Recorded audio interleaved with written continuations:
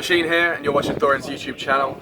20-minute video for 2 minutes worth of content. Gold. Right, okay, I actually thought, like, one thing I always tell people who have really long careers and a lot of successes, so because everyone's had, like you say, like a 15-year career now. Back in the day, if you remember my style, I used to literally go, like, in all the big matches, all the big tournaments everyone played in. But if you have a 15-year career, you can't do that. But we can talk about some of the majors you won, because I think the storylines behind them are even better than the matches sometimes. So if we talk about the first major, the World Cyber Games in 2006, where you beat Ninjas in Pajamas, this is where, and this is a trend people will notice as we do the interview, it wasn't, now you're the team that won all the majors and it should be the great one, and if someone looked on like a Wikipedia and then looks backwards, they're going to think you should always win this game. If people don't know, like, Ninjas in Pajamas was the best team at the time. They had like Zet, who was probably the best player. This is another team that was just like an all-star team of Swedish players, Spawn, Valle, all these insane players. And I can tell you, not only were they considered the favourite in this tournament, the team wasn't that known still, but even they thought they were going to win this match. So what was this first one like? Because this is a big deal, right, to win a major and beat like Swedish players. Swedish people used to just dominate Counter-Strike for most of the history before this. It was definitely something we're looking up to when we come to the tournament. When I joined PGS, we had only one Polish event. I mean, two. It was one cyber sport event, which we, of course, dominated. WCG qualifier, but we went for one international tournament to London, WSVG. Yes. In Trocadero, I remember, in October, which we also won against Rocket. I think it was Lurbis, Nasu, and the Spanish players. We dominated four kings already. And I would say, when you play in now so-called tier 3 and you sometimes win, sometimes lose, then you know you are not as good. But when you see that you are beating the like 4K, they were playing at CPL probably, these Finnish guys as well. And when you just easily beat them, knowing that you have control of the game, this is when you are super confident. And we were in this WCG, maybe we lost one group stage game, or it was like, I think 6 games or 6 teams, 5 best of ones. We won probably 4 or 5, not sure. I know Brazilians were on the edge of being dropped, and I think at the end they even dropped in the group stage. Don't remember all of the games, but it was just, for me, I joined PGS in August. We won these 2 Polish events. We won WSVG in London. And like in 4 months since I joined, I was a world champion suddenly. This was really quick and short storyline.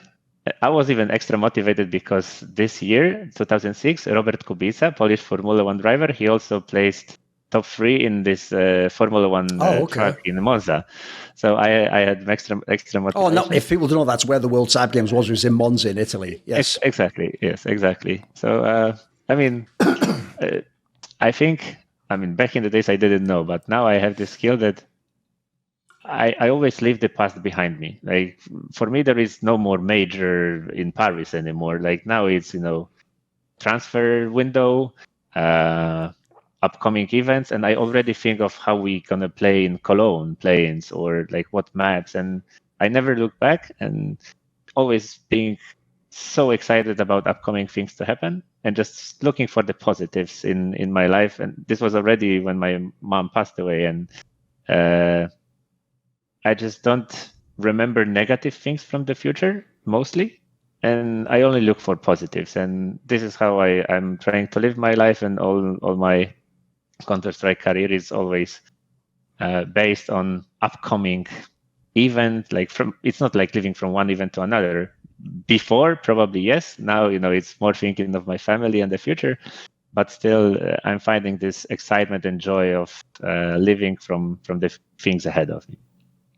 I actually saw you mentioned on Twitter, because you didn't realize it yourself, that where the actual event for Blast Paris took place, the stage matches, was actually the same place, basically, that you played at ESWC, which is another major, against, you said MTW, but they were NOA at the time, but there were players that became MTW, Zonic and Ave and Sunder, and those guys who were great rivals of yours later in your career. And the key thing about this particular match, because you were in the same position with Apeks, is obviously when you're playing in that case, you were playing the the French team at the majors, so obviously all the fans are on their side. But at this one in ESWC, even though they're Danish, the players in NOA, for some reason all the crowd wanted them to win. And I remember famously you guys said it was something like, it's like you felt like you were playing against 5,000 people or something. Like, can you remember? Because this must have made it even more memorable to win the game, because obviously everyone sort of wants the other team to win. Yeah, I think it was actually the biggest crowd, I mean, for this 2007 so far we've played in front of. I mean, it was 2007 in the summer, so we have already won WCG, we have won IEM first, but it was like played on the backstage behind curtains. In Germany. There was a time that CS was forbidden for people under 18, I think. And then ESWC, there was high pressure for this event. I remember. I'm not sure why, but I mean, probably because we have won, let's say, 2 Grand Slams before. But I remember Red Bull was banned in France. There was only Burn. And we were, we were drinking a lot of Red Bulls, to not knowing that how much sugar drops you may have when you drink one. And like now it's a different story. Now I would never touch Red Bull at the event. But yeah, there was some pressure. But I think we're good with coping with the stress back in the days. And actually, I don't remember any other game than the final, probably because there is this YouTube video, 5 minutes long, when we played this NOA final. I don't know what to say. It was 5,500 people, as much as I remember. And we had some Polish corner because there was another Polish team and ladies teams, women's teams as well, and the whole crew behind us from ESWC, and every other people were behind the Danish team, probably because they were favorites and they wanted them to claim the title. But unlucky, Polish guys came again. Sure. Right, as you said, you already talked about when you met up with Get Right. That is the one that really is the one that the Swedes have never gotten over, is the FNATIC 2009 one. Because as you say, that year they were having like the most insane year ever. They were like setting the prize money, all this insane stuff. And so everyone actually just thought, in fact, here's another detail people don't remember. Your team didn't even have an organisation. It's when you played under that again tag, because you lost your organisation just before, because the Meet Your Makers people obviously just went bust, and then you went with the Vitriolic people, and then they didn't have the money. And it was like a nightmare year. And that year wasn't even good for you guys. Like the middle part was really hard. And it was like, there was all these problems where you might not even be able to attend the events. And so I remember even in this tournament, like you played like the Finnish guys, it was super close. It was like the whole thing, they were just smashing everyone. They were like wrecking MTW, wrecking all the other, and everyone, they were just like, it's like you're saying, they were just supposed to claim the title. It was almost like they were in the final, people almost expected you guys to just go like, well, you win, we come second, that's cool. And this game was one of the most epic games ever. Like this is one of the ones where I remember even some of the details. Like you were having to win from like T-side Nuke, which if people don't know in 1.6, Nuke probably the most CT-sided map ever, and all Swedish people, it's like what they grew up playing as Nuke. They just love that map. So this has to be one of the craziest comeback wins, one of the like big wins of your career. Was it? I don't remember the score, but I remember I talked with either Card or Get Right at some point, and as you said, Nuke was always super CT-sided. And whenever we played against each other, us and Swedes, it was more T-sided, and only like a lot of set struts through the door towards A. But as you say, it was favorite map of Swedes. But I also love this map, and with the whole wall banks and rotations and supportive flashes, some aggressive plays, we love this map as well. And we had really strong default. I don't remember the name, but we had multiple strats, defaults, and the map we felt confident. I mean, what we can mention is that during this final, there is 2 crazy stories. I mean, 3. First map we played on stage, but it took so long that we got kicked out of the stage to play in the player area. The other thing is that between maps we were going toilets, and not many people know there is no like real toilets in China. It's like a hole in the floor, yeah. Yes. Hole on the floor. And some of us needed to take a break between maps, and admins were just knocking the door. Guys, you need to start. Be faster. And you just could not focus. And the first story we know about Get Right and Lord incident. Lord incident, let's say so. Yeah, true. Yeah, I don't remember the maps. I think Train was played as well. Yeah, Train was the second map. Yeah, Train was played, yeah. So was it 2-0? Yeah, it was 2-0. Because the thing is, the first map, you got it to overtime and beat them, and then it's almost like I think you just broke their spirit and you went off stage and then just won 2-0 then, yeah. All right. So yeah, now I remember, yeah. So it took so long on overtime first map, probably few, and then second map Train we won. Yeah. I don't remember details. Like if something extraordinary is happening during one of the games and you remember this specific thing, but like this NOA final or this final. WCG, I only remember because of some loss in the group stage, we had easier bracket. Like we had 5 maybe, and in the semifinal also like some, let's say, easy opponents. And Swedes, as you said, they had to beat Danish guys and Finnish guys, way more tough bracket. The better team won. By the way, that's also how you know you had a really good career, that you won so many majors, you don't even remember all the matches. If someone only won one, they would be able to tell me every round, and so you had a good career. Right, I have a question then about a major that you actually didn't win, but you had another epic game against Swedes. It was that IEM that was in 2011 when he played against SK Gaming. There's a famous clip everyone remembers where when Get Right loses like the game, he's just on the floor like... And by the way, another friend of mine, Get Right's also a bit like Taz. Like he also did know cameras were on, and he knew how to like make it more epic what was going on. So even if he felt that same way, he knew the camera was watching. By the way, it makes it a great fucking video instead of just sitting there like, oh well. So in this match, right, even though you didn't win the final, you actually lost to Navi. When you won this semi-final, and this is another one I remember, I actually did like a video at the time looking at some of the rounds. This is another one where like if I'm the Swedish guys, it's no wonder they were heartbroken. Like they were in winning situations all the time. Like on the third map, they're doing like you're on like 4 spies or they're like 4v2 or something, and somehow your team just keeps winning these possible rounds. And most famously, at the end of the game, even though it was just a semi-final, it was in the tournament area, it wasn't on stage. You guys, most of you were crying. Like you actually had like towels, and everyone was calling their girlfriend or their mom or something and telling what happened in this match. Why did it evoke such a big response? That was probably not like a pressure, but the expectation from Polish community. I think in 2010 we haven't performed well as well again under Frag Executors. We won some, but as far as I remember, we won every single year a major almost. Yep. Like 2006 it was WCG, 7 was IEM and ESWC. 2008 we won ESWC in San Jose. Yep. 9 this Paris, what I'm saying. China World Cyber Games, yeah. And 2010, I don't remember. No, maybe it was Copenhagen Games, maybe, and this Easter thing. So there was high expectation from us to win something big. There was no WCG in 2010 and 11, as far as I remember.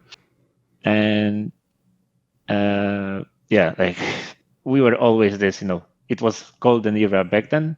So people had really high expectation, and we knew that we are facing also one of the best teams in the world. Like they were really good these times.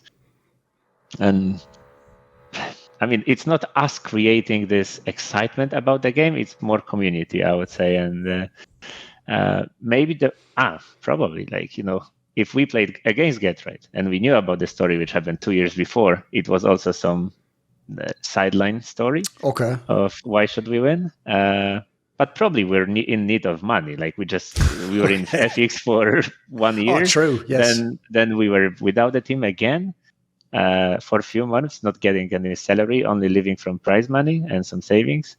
And going into the final, you knew you kind of doubled or tripled your prize money, which at this point were paid pretty quickly, and we are happy about it. And we lost the final, that's true, to Navi. But next year, at the end, the most important event, because last big major of CS 1.6, we took the revenge.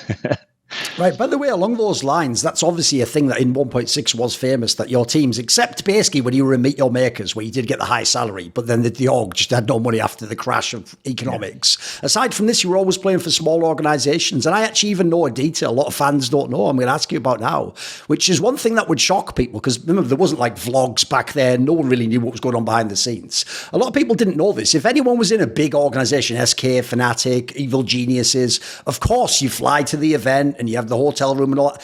Sometimes you guys, if it was in Europe, were just taking the train all the way from Poland. Like you might have to go all the way to like Spain or something, or all the way up to France. Like, this is not the same travel time. That might be like, what, like 12 hours or something on a train or something crazy. What was it like back then? It sounds like you guys had it a lot harder than the other teams that you were playing against in these finals. That's actually true to Kiev. We're always traveling by train. I recently even checked my passport. I had like 20 few stamps crossing the border, and it was 17 hours by train from Warsaw. To Paris, we were traveling by, ESWC 2010 in Paris. We were traveling by, it was supposed to be charter flight for us, another CSGO team, CS 1.6, female team, other, like probably in total about 40, 50 people. It was somehow cancelled, and we're going by train to Frankfurt, maybe Berlin. Then we were supposed to take another train. This is also the story when I lost my bag. It was stolen by some thieves. Backpack with passport, laptop, and everything. Oh, the nightmare. And yes, we took a bus from Germany to Paris. Fucking hell, how long does that take? That sounds like it forever. Yes, I remember we came just for the first group stage game. Came in on time. But yeah, long story short, I have never traveled to Spain, but there was few trips we took by car, by train. Once to Belarus. We were flying in 2012. We were flying to Belarus to play like a final game of the event in some shopping mall, and we had connection flight in Moscow. If people don't know, you flying across basically to come back on that flight, right? Exactly. Silly, yeah. And it was probably cheaper connection flight than direct flight. And we had Belarusian visas, but we didn't have Russian visas. So in Russia, we are just dropping in Moscow, looking at international flights. Checking the list. Oh, there is no Minsk. Where is the Minsk? And then, how do you say it? Local flights, let's say. Yes. And there is another Russian cities and Minsk as well. So where are we? Is it still, communism times or what? And we wanted to go through customs to get our flight, but they say you guys need to have Russian visas, even if you have connection flight through Russia to Belarus. And we didn't have. So they took all of our 5 passports. They said, tomorrow at 9 a.m., you are flying back to Warsaw. We are meeting next to this location and go enjoy yourself. And we just slept on the carpet. We had no money, no support from anybody. Next day, we traveled back to Warsaw. But we still wanted to, go to this tournament, win an event, and also earn some money. So we took a taxi from Warsaw to the border. At the border, we were asking people to get us into the car. And since we were Polish, it was easier for Belarusian people to cross the border. So they were more keen. Right. We crossed the border over the river. And at the border, there was somebody waiting for us, took us into the bus, drove us for another 5 hours. We came to this shopping mall in Minsk to play the final game. It was one map we were fighting for, traveling. And we lost the final, apparently. Oh, no, not at the end. But those are the stories which are building your character for for years. You were fighting for this, and now you appreciate it even more of what you have. And this young generation, usually when they easily get something, they don't respect it as much as we do when you fought for extra $500 to have decent life next few months, just because you have traveled for 3 days in really inconvenient scenario. I actually always wondered, I mean, you sort of told me some of these things back in the day, if that was also one of the reasons why your team was so good in the big pressure matches and as the underdog. Because I'd explain it like this. Some of the really great Swedish players in teams, they could have had a whole career if they were like 10% worse, if they would be in the second best Swedish team or they'd come fifth at the event or something. You guys, if you basically didn't play like you did, I'd never have heard of you. We wouldn't be doing this interview right now. You'd just be another guy in Poland, played 1.6 and no one heard of, right? Yeah. That's true. I mean, it's as we spoke in the beginning. It's Swedes were growing in different families, different country. In Poland, communism has ended way later than there was no communism in Western or North Europe. So we were a few steps behind always. I wanted to crack a joke, what you said some time ago, but maybe I shouldn't. Nah, I think I taught everyone a lesson on that one. Do you know the maddest thing, by the way, without going into it too much, the maddest thing about that whole thing is, you know this, because none of you guys were ever mad at me, is, I won't say who, but most of those things I said, I was told by the Polish players. Like, I didn't just make it up out of my own mind. Like, there were problems. Yeah, sure. Everyone knows that. This is what it is. I do not take things personally, and now Poland has grown a lot, and you see it on the streets. You see it when you meet people, how educated they are, and often taking a lot of doctors traveling around Europe and working for hospitals and having some private clinics. I'm proud of being Polish, and I am also proud of the way I've been through, together with my teammates, because nowadays you rarely see, there is few but it's again like more Eastern, Southern Europe, Balkan people who were growing in poor families or country with really heavily economical crisisly hurt countries. And it's not like I feel more excited about them succeeding, but this also reminds me my way to this top, let's say, right? Like I can consider myself as being on the top 10 team in the world right now. Sure. Right, you referenced it earlier, but I actually have a question about Na'Vi, and there's a whole bunch of things we can get into here. So one, and I know you know this because it's a story you also were told, but I was told it in almost the same way you were told it, which is one time at an after party, probably in Kiev or something, at one of those events, when the Na'Vi players had enough vodka that they were willing to speak English to people, because they used to all pretend before that they didn't speak English, even though I can tell you they did, right? Starix came up to me, so it's the same story happened to you, and he told me at this after party, like how when he made Na'Vi, because a lot of people don't know this, like he got to pick the players that were in that Na'Vi lineup when the Arbalec guy said, like, I'll fund the team. But apparently the Arbalec guy told him, like, you don't just pick like 5-star players though. You got to build like a real team that could be the best, because I want them to like represent like CIS region or whatever. And supposedly Starix said he just modeled the team, like what the roles were like and stuff, on your team, the Golden Five. And the idea was that's why Senja was like Lord, and fucking that Starix was Admiral Luke or something in this analogy, whatever the scenario would be. Basically, he said he modelled it on that approach. Like, do you remember this? Because I have to say, between the two teams, they did have some similarities to how your team played. That's true. He told me this once. I don't remember the details that he was the one choosing the players, but now you're reminded. Probably the only one time I was thinking about it was the time when he was telling me this. Okay. Maybe it was Zeus or maybe Tas telling us that they built a team based on our model. That's nice to hear, because they had their dominance period as well, winning a lot of championships this 2010, 11, 12. I don't know which players was me, actually. Maybe Starix. Like Senja, I would say it's more Lord. Yeah. But, what can I say? I never like to copy.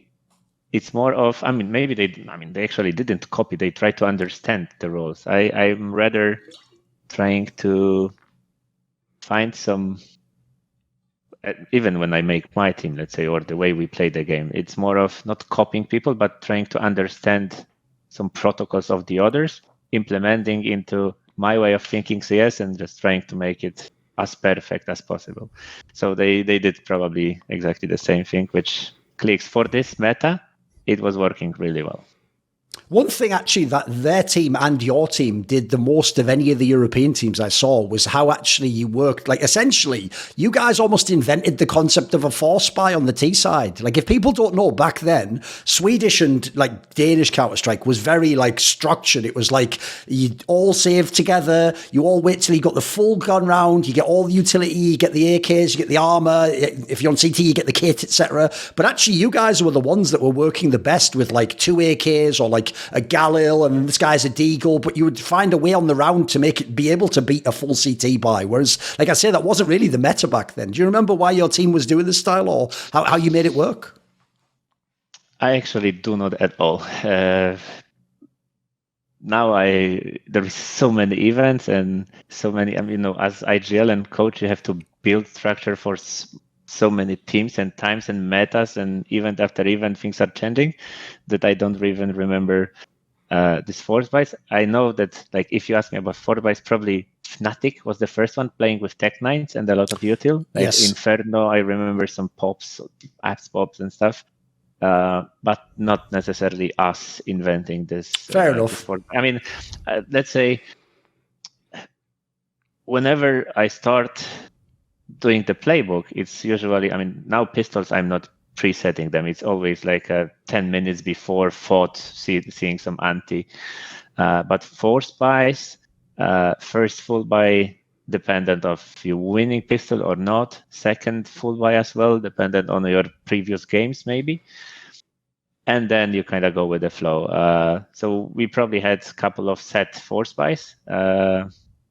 And knowing that anybody else is not doing this is when you just catch them off guard and surprise with some, tons of flashes, pops, and smokes. Getting 1 or 2 guns, and I mean, buying 1 or 2 guns, getting 1 or 2 when you just kill blinded people when they don't even have opportunity to shoot. And it was, I would say, Swedes were always, as you said, they were really structured. And when you look at Train, in example, they have never played things like 3B and just push lower ranks, yes. Like kill the ladder room guy, and then you have mid control and Ivy. Like they have to accelerate Ivy if they lose this ladder room, otherwise they are just shut in their respawn almost. And they were just playing default, like 1 heaven or under heaven, 1 Ivy, tent pole, like we call tent pole behind yes. 6. I mean the backlines, 1 side or between fives, holding ladder room, a very basic default. And I don't want to make something really controversial, but in my opinion, this is also the way Tier 1 CS is played a bit right now. And this is one, if we go further and the questions are about current times, I think this is the way, Heroic has this unique playstyle. And most Tier 2 teams are trying to copy them. It's not like doing exactly the same things, but being way more proactive, breaking the plans. And it was always my intention when I was calling and coaching, just to break terrorist plan by doing some aggressive things. A lot of IGLs are calling from the spawn. And if your players do not have this skill of understanding what's going on the server, then you will most likely be dominated by the opposing team when they just keep on playing aggressive against you. Right, to ask another question about the Na'Vi team, and then we'll talk about some CSGO stuff, right? Obviously, the time period when they came to the top in 2010, as we discussed earlier, was actually when your team was switching up for Pasha, and you were having the initial struggles. And it wasn't just that they always beat you, which they did, but they almost beat everyone. Like, they beat FNATIC, MTW, they beat every single time they ever played them. It makes sense why they won all these tournaments. But I remember the tournament that turned things, and obviously later it comes to winning the IEM, but it was when the Samsung European Championship was held in Poland, and you guys played them in the final. And even though, because another interesting thing about the matchup was you guys always played the same maps. It was always like training DOS 2, and you were always just picking the same ones. So everyone knows what maps you're going to play. And I remember very vividly the DOS 2 game here, because this is another one where obviously this time you had the crowd on your side. The crowd was going crazy because you're beating Na'Vi. But I remember on DOS 2, I've almost never seen this. This is one of the most T-sided maps ever in Counter-Strike. And you guys were playing so aggressive and beating them so hard from CT side does too. They were literally in their spawn. Like they were just trying to look down like the AWP spot and hide them. Because you guys were just overwhelming them and pushing up on them. And I remember this was one where if people saw the videos, it seemed like the atmosphere, everyone was going crazy because you were winning this game. Do you remember this match? It seemed like it sort of turned the rivalry a bit. I do remember. Not maybe very specifically the maps and rounds. I have more of usually flashbacks from what happened. I know this event I made interview in English after a few years and I was missing a lot of words. Polish crowd and us being confident. It was also another type of a revenge game because there was, SEC, Samsung European Championship. I think it was held second half of the year, and this event, what happened was we were playing Navi in Kiev in Cyber Arena, and Senya was cheating with some info, looking at the screen, and saying info into mic, pretending that he didn't. And Karn recorded this. We had proof, and they were saying they didn't cheat, but it was clear that it was me 1 against 2 on a nuke against them. I think I won this, but still, it was really unfair. And the rivalry we had was, we are both at the top. And imagine now Vitality plays Heroic and one of the players are looking at the screen and they winning round because of that. Like how big drama it would have been.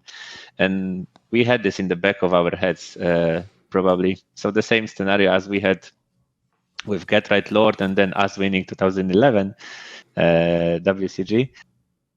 IEM semifinal, and then they had like us and Navi had the same how to say, not like a fight but like conflict, in unsolved conflict, or let's say, which we wanted to finish by proving who is better team in this moment. And I don't remember the game specifics, but I know we won and we felt so proud of, they were really good team at this moment as well. And in our home soil, we could have claimed the trophy. Right, I'll set up for what was the last ever major of 1.6, like you said, that you guys won, because there's a few details people need to know, which is, one, because what was weird about IEM majors is you had to qualify online. Other tournaments, like you either play a regional LAN qualifier, or sometimes it's a tournament you just get invited to. Right, at this one, you had to play online, and famously, your team was always bad online, and your internet was worse than people from Sweden and Germany and Denmark and all this shit. So this was one of the ones where you didn't make it to IEM Kiev just before this. You didn't get to play there when Navi won and beat SK. But so then basically it'd been a few months and then you come to this last major. And at the time, Navi had won 4 of the majors. They were always in the finals. SK was one of the best teams as well. Most people actually didn't think your team was going to win the major. It had been years and years since you won one. You won the World Cyber Games. That was a smaller event at the time though. So when you played them, like you say, it was the rematch. It was even the same maps, whether it was the exact same maps as the year before when they beat you and won their 4th in a row. Right? Was it a big deal to win the last major for you guys and to kind of go out on top in a way? Not gonna lie, when we were boot camping before and the tournament prize money was announced and we saw 50 or 60K for the first place, this is when nobody cared about food anymore, about some gym trainings. We just kept practicing CS probably 12 hours a day or more. And I remember before the final, I was sitting with Christian Lenz, I think it was. The manager. Yeah, the manager. And I said to him, this was the time when I was about to I already had maybe, or bought my first apartment. And still didn't have money to finish the interior, right, inside. And I was like, if we win this, I can make my bathroom and living room, and I will be so happy that I can move in. And this was what drove me to win the final, to get the finances to finally make my own place, ending kind of my 1.6 career and having the apartment and place to live with my wife. And the whole story. I know Pasha was having a crazy tournament this time. We shouldn't be ashamed of this, right? Now it's different times, but back in the days, there was not much money in the community, in this industry. And players, the best players were having, let's say, grade for the standards back then, live. But as we said, we were winning one event a year, maybe two, and having no team, no salaries for multiple years was also the factor of which was driving us through and motivating us so much. This was the only profession we are good at, and yeah, that's it.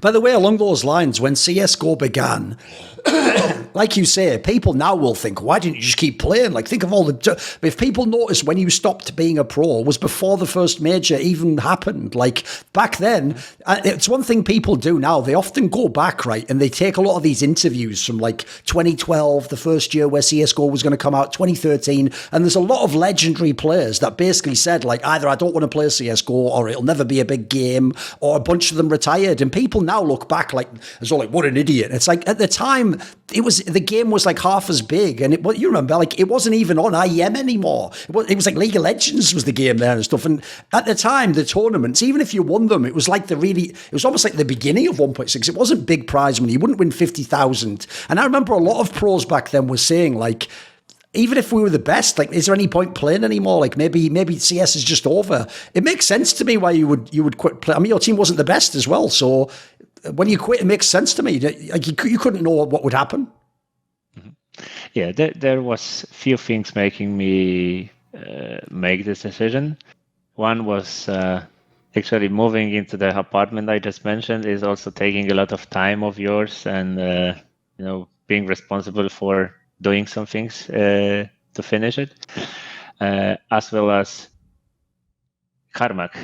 Also, like, he was probably already director of, I don't know, tournament director operations. I don't know how the position is called, but he was saying that like CSGO will not grow. Like, there is not much chances. Valve is not interested in changing the game. And when you hear it from, I think we won. There was an event in Katowice. We played against Guardian and his team, I think. Not sure. We won very little even. As you said, there was not much prize money. It was probably 10K prize pool.